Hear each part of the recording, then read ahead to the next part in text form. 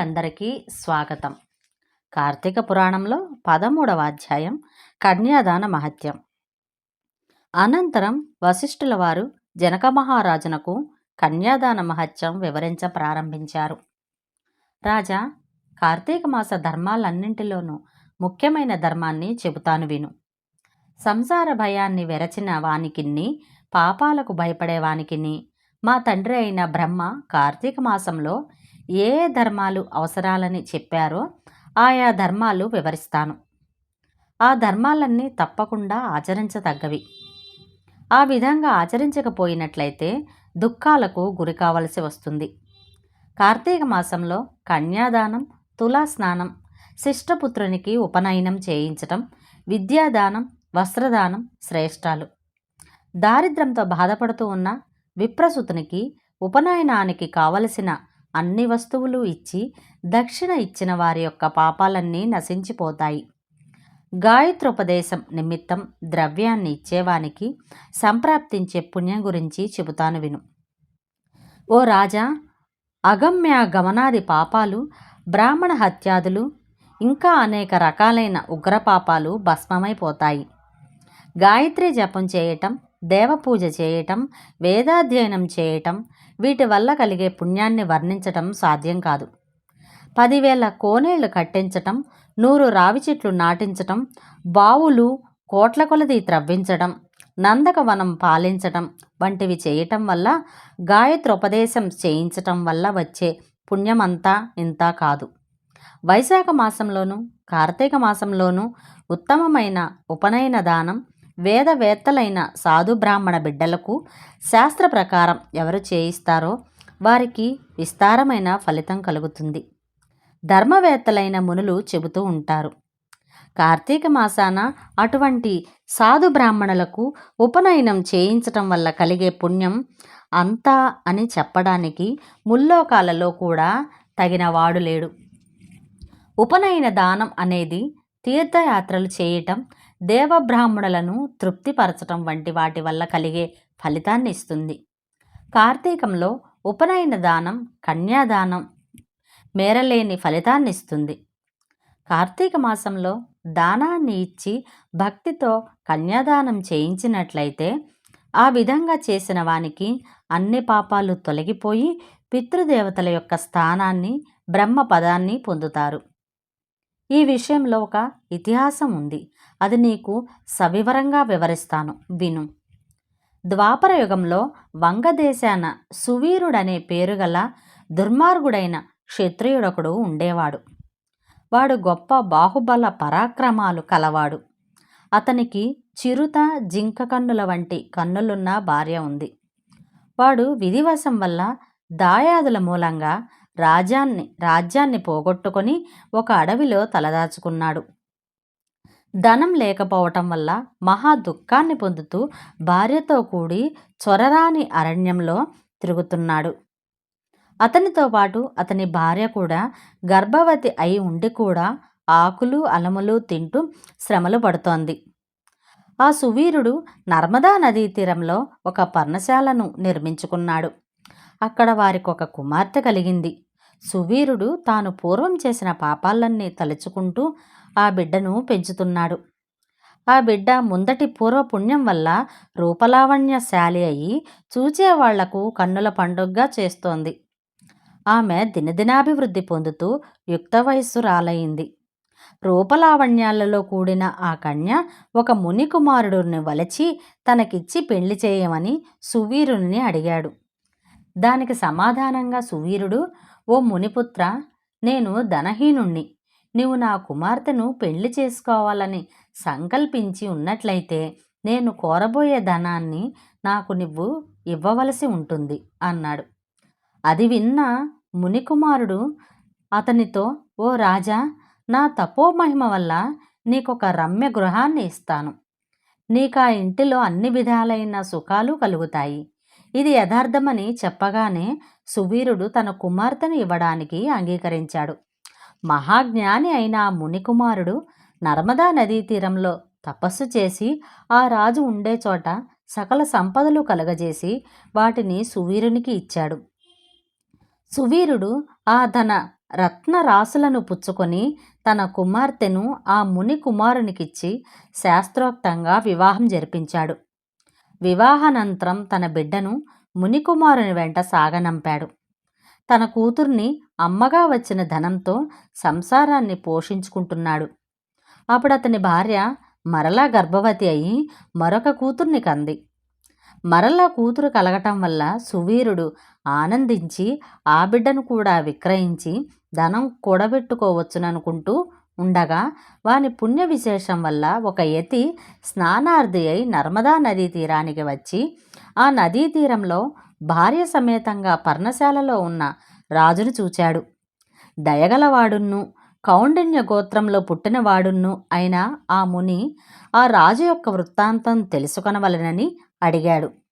సువీరుడు తన విషయాలు చెప్పడానికి నిశ్చయించుకొని, ఓ మునీంద్ర, నేను వంగదేశాధిపతిని. నన్ను సువీరుడంటారు. దురదృష్టవశం వల్ల నా రాజ్యాన్ని దాయాదులు లాగుకొని నన్ను అడవుల పాలు చేశారు. నా దారిద్ర సమం దుఃఖం నా శోక పుత్రమారణాత్ న చ వ్యధానుగమనే నా వియోగ ప్రియాపహత్. ఈ లోకంలో దారిద్ర్యం కంటే మించిన దుఃఖం, పుత్రనాశనం కంటే మించిన వ్యధ, ప్రియా విరహం కంటే మించిన వియోగం లేవు. అందువల్ల రాజ్యం పోయి దుఃఖం వల్ల ఇక్కడ వనవాసం చేస్తున్నాను. ఫలాదులతో జీవయాత్ర సాగిస్తున్నాను. ఈ పర్ణశాలలోనికి వచ్చిన తర్వాత నాకు ఒక కూతురు కలిగింది. ఆమె యుక్త వయస్కురాలయ్యింది. దానిని ఒక మునికుమారునికిచ్చి విస్తారమైన ఒలివుచ్చుకొని పెండ్లి చేసి పంపివేశాను. ఆ ధనంతో ఇప్పుడు సుఖంగా జీవిస్తున్నాను అన్నాను. అది విన్న యతి, ఓ రాజా, మూర్ఖుని వల్లే ఎందుకు ఈ పాపం మూటగట్టుకుంటున్నావు? కన్యా విక్రయం వల్ల లభించిన ధనంతో జీవయాత్ర సాగించిన వాళ్ళు అసిపత్రం అనే నరకాన్ని పొందుతారు. ఆ విధంగా సంపాదించిన ధనంతో దేవర్షి పితరుల్ని తృప్తిపరచాలని చూచేవాడు జన్మజన్మలకు సంతానం కలగకుండగా పితరాదులు చేస్తారు. కన్యా విక్రయపు ధనంతో జీవింపగోరేవాడు రౌరవాది సకల పాపాలని పొందుతాడు. అన్ని పాపాలకు ప్రాయశ్చిత్తం ఉంది, కానీ కన్యా విక్రయశీలునికి ప్రాయశ్చిత్తం ఎక్కడా విధించలేదు. కార్తీక శుక్ల పక్షంలో నీ రెండవ కూతుర్ని హిరణ్యజల పూర్వకంగా ప్రకాశవంతుడను తేజవంతుడును ధర్మశీలుడైన బ్రాహ్మణునికి దానం చెయ్యి. కార్తీక మాసంలో శుభదినాన ఎవడు కన్యాదానం చేస్తాడో వానికి గంగానది పుణ్య నదులలో స్నానం చేయటం వల్ల కలిగినంత పుణ్యం కలుగుతుంది. పరిపూర్ణ దక్షిణలు గల అశ్వమేధాది యాగాలు చేసినంత పుణ్యం ప్రాప్తిస్తుంది అని బోధించాడు. అది విన్న రాజు యతిని చూచి, స్వామి, లోకం ఎక్కడిది? ధర్మం ఎక్కడిది? దానం ఎందుకు? దాన ఫలం ఎందుకు? సుఖాలు కోరే ఈ శరీరానికి భోగభాగ్యాలు లేకపోవడం వల్ల ప్రయోజనం ఏమిటి?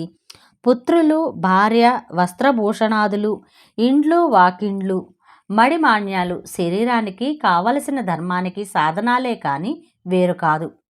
అందువల్ల నా రెండవ కుమార్తెను కూడా విస్తారధనం ఇచ్చేవానికే ఇచ్చి పెండ్లి చేస్తాను. ఈ విషయాలు నాకు నీవు ఉపదేశింపనక్కర్లేదు అన్నాడు. అది విన్న యతి మారుమాట పలుకకుండగా నర్మదా తీరానికి వెడలిపోయాడు. తర్వాత కొంతకాలానికి అతడు మరణించాడు. యమదూతలు వచ్చి పాపాత్ముడైన ఆ రాజును పెడరెక్కను విరిచికట్టి దక్షిణ దిక్కులో ఉన్న యమలోకం తీసుకుని వెళ్ళారు. యమధర్మరాజు వానిని చూచి కండ్లెర్ర చేసి వాని నరకయాతనలు అనుభవింపజేశాడు. ఘోరమైన అసీపత్రంలో పితరులతో కూడా త్రోశాడు. ఆ సువీరుని వంశం వాడైన శత్రుకీర్తి అనే ఒక రాజు సకల ధర్మాల్ని ఆచరిస్తూ 100 యజ్ఞాలు చేశాడు. రాజ్యాన్ని నీతితో పరిపాలించాడు. మరణానంతరం స్వర్గం వెళ్ళి దేవతల చేత కొలవబడుతున్నాడు. సువీరుని వంశం వాడైన శత్రుకీర్తి తన కర్మ శేషం వల్ల పితరులతో నరకాన్ని పొంది అక్కడ నరకబాధలు పడుతూ తనకు ఆ గతి పట్టడానికి గల కారణం గురించి తలపోశాడు. తర్వాత పూర్వపుణ్య మహిమ వల్ల ధైర్యంతో యమధర్మరాజుతో, ఓ సర్వజ్ఞ, మహాబుద్ధి, ధర్మరాజా, పాపం కొంచెం కూడా లేని నాకు నరకం ఎందుకు కలిగిందో తెలుసుకోవాలనుంది. పూర్వులైన మహారుషులు చెప్పిన అన్ని ధర్మాలు నాకు నరకం రావడం వల్ల వృధా అవుతాయి.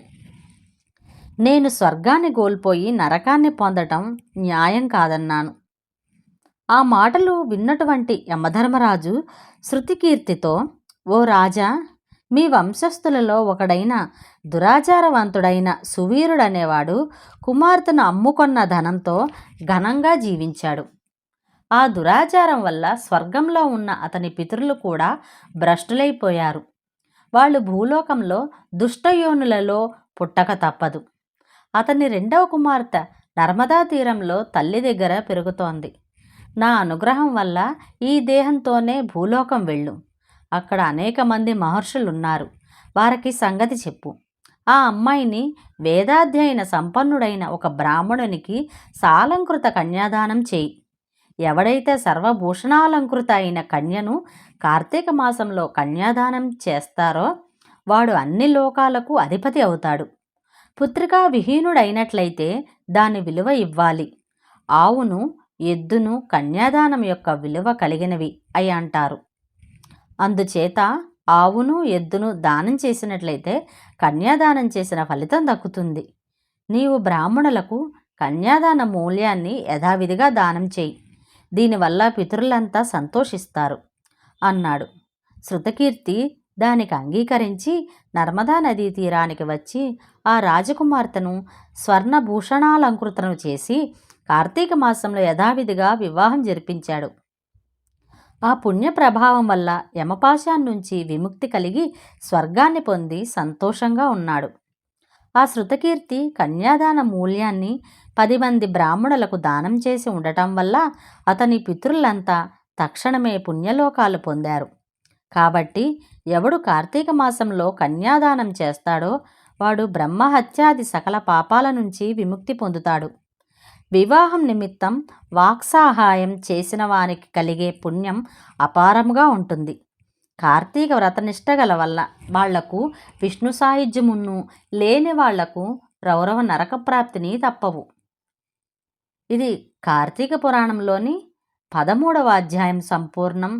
మరొక అధ్యాయంలో మరొక కథను విందామండి. Thank you for watching.